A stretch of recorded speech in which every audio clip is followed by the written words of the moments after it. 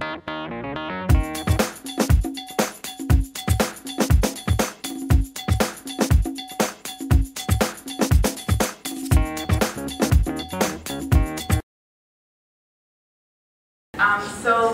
for those of you guys who are on Twitter, we suggest you guys to tweet and give input on there as well, and on Facebook.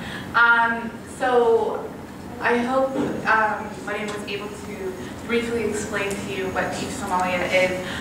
Teach Somalia is definitely an interesting, I would say, campaign, just because, you know, for the first time ever, we have literally, I would say, literally a lot of organizations on board, and a lot of youth-led organizations on board, I should say. And I should say that, you know, this is probably going to be one of the most interesting campaigns of forever because of that fact. And alhamdulillah, right now on the ground we have goodwill ambassadors who are filming, documenting, going to all the universities, and really, you know, meeting with the students. And today you're going to see a video about you know, unfortunately we couldn't do a live stream or TED Talk, but we did definitely get some footage from some of the students in Somalia. So moving along, I'm just trying to say, I do have something to say, but yes, so, and one of the, although this purpose of this event is to really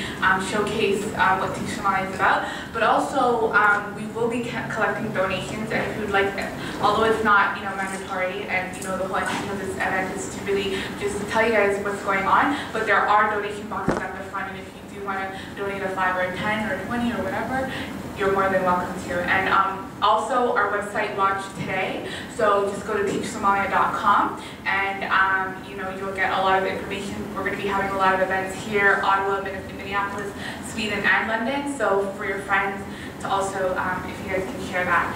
So moving along on the agenda, actually I have a lot of nice things to say about this young gentleman.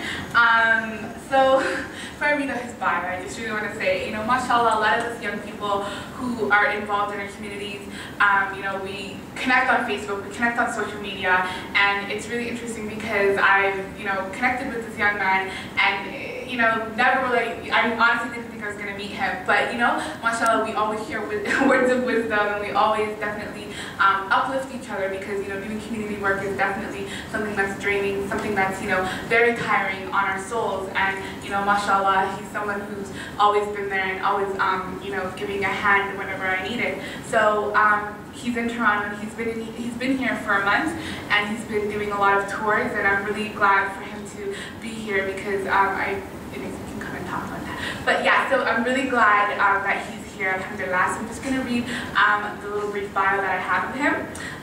So Ahmed Ali, also known as Nomadic, is a Somali-Canadian poet who is known to use humor and wordplay in his poetry to create awareness of social issues that aren't given attention. He feels he is continuing the legacy passed on by his ancestors who shared a common interest in spoken word. So please, you know, put your hands in a round of applause for my brother Ahmed Nomadic.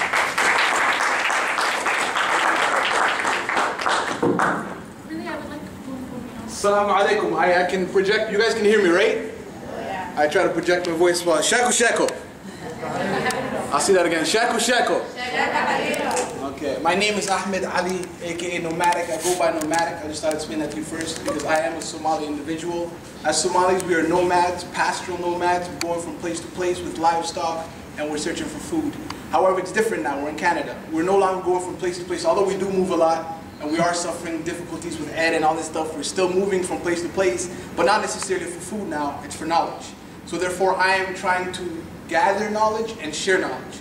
What I'm going to present to you is nothing by far anything that is completely mine, because as human beings, we are a collection of what surrounds us. Therefore, I am a community, and I am Somali. I am not just Ahmed Nomadic, I am Somali, period.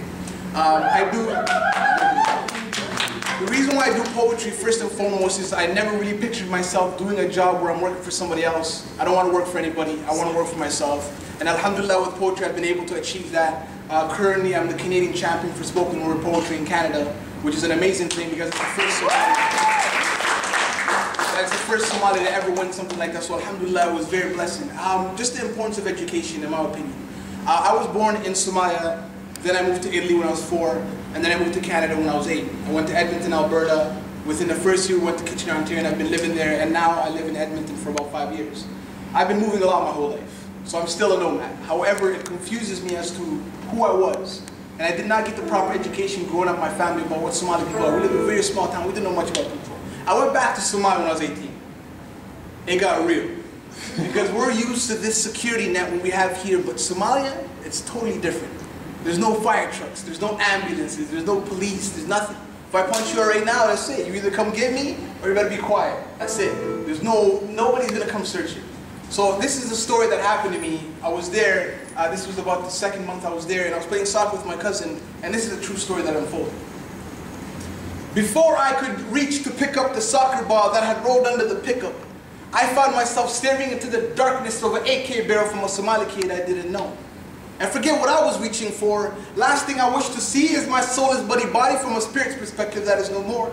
And little could I think, but I must admit that I never thought that I'd be belittled by a little kid who knows little of what I did to him. I began to shiver as sweat gathered mass like an avalanche. Time stood still, my body began to chill and then began to tremble. My mind wandered, searching for and chasing dreams I let go years before while it tries hard to assemble with values that I currently resemble. Death excuses life and regrets and welcomes regret and remorse as darkness begins to take its course. But of course, like everyone about to die, I never loved long enough, deep enough, appreciated what I had and stuff, but the African in me is saying life is hard, Ahmed. Why complain? Be tough. So I gather my composure and I get a little closer. I know he's just a kid, but it's for sure he ain't a poser. My mouth gathers spit my throat can't swallow, while I stare into his eyes that are deep and hollow, that have made their home a mind that is weak and shallow, with the records of life taken, so I know I'm not mistaken to assume that if he kills me, he'll feel no sorrow. He rests the tip of the AK on my forehead and he screams, "You're dead." I used logic, but it wasn't buying it because his mind was too poor to afford it. Being it the reason why I had a gun to make history, and not a pen to record it. And minutes have passed, I haven't passed, I'm always first for everything, so I know I won't last. And I'm thinking, you're already dead, I'm hitting with your right and this shit and then follow through with its twin. Why today? Why back in Somalia for the first time when I'm only 18? So many thoughts that they eventually become gridlock, bumper to bumper in my head like an American highway. Got me thinking if I had it my way, he'd be putting a mic in my face asking me what I thought about current issues in Somalia that day. Just a skinny little kid with rags staring at me with bags under his eyes that sag. Meanwhile, unlike his personality, his brand new polished AK shines. You know, I never thought that light would hit me from the reflection of a gun pointed by a kid who could have been my relative's son. And when I had given up and fear became anger and frustration, and I no longer had the patience, I heard a voice say, "Give him his ball back, we'll move him to the next location." And then he replied, "I was just playing around with him. I never had the temptation. Yes, I got the ball back, but now I'm searching for my pride and an explanation." Thank you.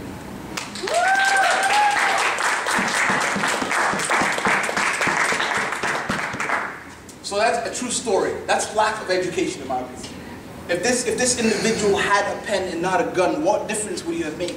Dramatic, right? But it's very unfortunate that I'm, as a person that's very secure, to go back there and witness this. Well, I changed my mind completely.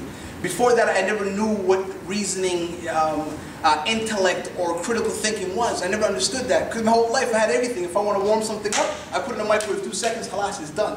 But in Somalia, you have to get the cold prepared. You have to go get the food. You have to, it's so much food.